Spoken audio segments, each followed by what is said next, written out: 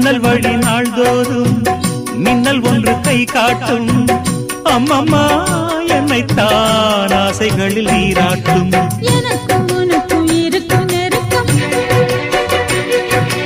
இளமை தொடங்கி முதுமை வரைக்கும்.